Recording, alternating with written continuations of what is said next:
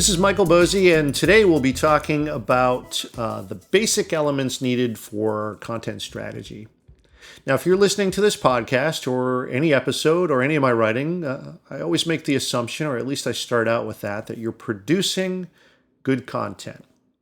As I often say, good content is the oxygen of a content strategy. It's table stakes. Content strategy, content marketing, it won't work without good content, period. You may find yourself with a short-term burst of attention with some low-value content, but the goal of content marketing is to grow an audience organically. So that requires a long-term strategy because, well, trust takes time, right? Now, content marketing done properly, it's a great instrument for building trust. It allows you to connect with people regularly so you can show them why they can and why they should trust you. Now, sure, you can do that in other ways too, but think of content marketing as a way to start the relationship. It's the very far end of the funnel, to use the traditional marketing term, right? It might be a distant or cold connection, but it's a way to introduce yourself and your work to someone on their terms, not yours. That concept right there is really, really important, right? Really powerful because the reader feels in control. And guess what? She is. This is why social media in general has taken off, right? Because it's no longer it's something you can opt into. You don't need to, so for instance, with email, if I send you an email, you've now got to do something with that, right? But if I post something on Facebook or LinkedIn, you look at it only if you want to. You're the one in control. And you know what? It's a privilege to be invited into someone's world at that point, right? To earn someone's attention, to be able to help someone solve a problem, to be more efficient, to inspire, to educate, whatever. It's just, well, it's a gift to be able to have an impact. However, you're not likely to affect the change that you want in just one touch, right? That's going to be really difficult, and content strategy does not really work that way anyway. It's going to take a lot more time if you're going to build an organic audience. And I think that doing that is a lot more valuable, right? I mean, if this is truly an audience that is built from the ground up and not done with purely awareness techniques, I really think that you can get a lot more out of your audience if you do that. So let's talk about the very basic elements of content marketing.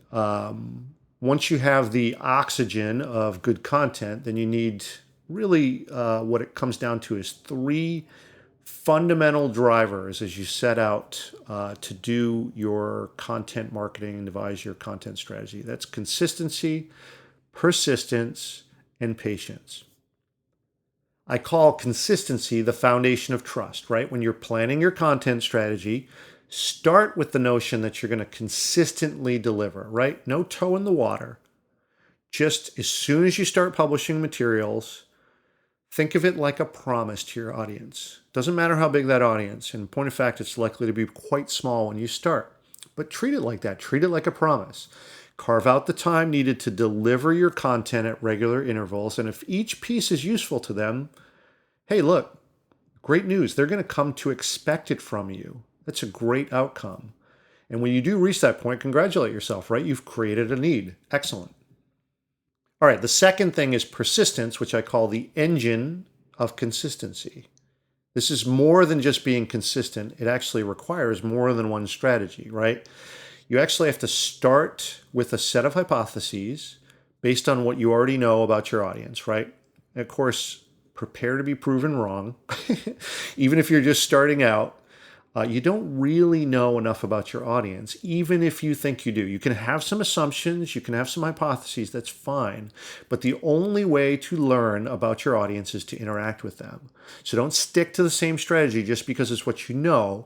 Be really persistent in learning, adjusting, and trying new things. And eventually, you'll learn enough to be really in tune with your audience. And again, that's a great position to be in. All right, the third thing is patience, or the reason that people stop, right? This stuff's hard. Your results are going to go through ups and downs, especially at first. It's going to feel like no one's listening. Trust me, I've been there. It's going to feel like no one cares what you have to say. And even the gains you experience sometimes will be so small that they're barely worth celebrating. Again, I've been there. Now, you're going to be tempted to stop. Everyone is. I have too. I mean, after all, you're putting all this effort in, you're writing, you're producing content, and what's the point if no one's listening, right? Now, if it helps, here's how I think about it. This is the thing that can kind of get me through on this, right? If you're producing useful content, and if that content is what I call durable content, right? Content that's meant to last longer than what you think of with a blog post, then it's going to continue to be useful. This makes it actually an investment, not a cost, right? It doesn't expire the day you post it. The content doesn't know it's old, right? If it's something that, and keep in mind, this affects the way that you write it, right?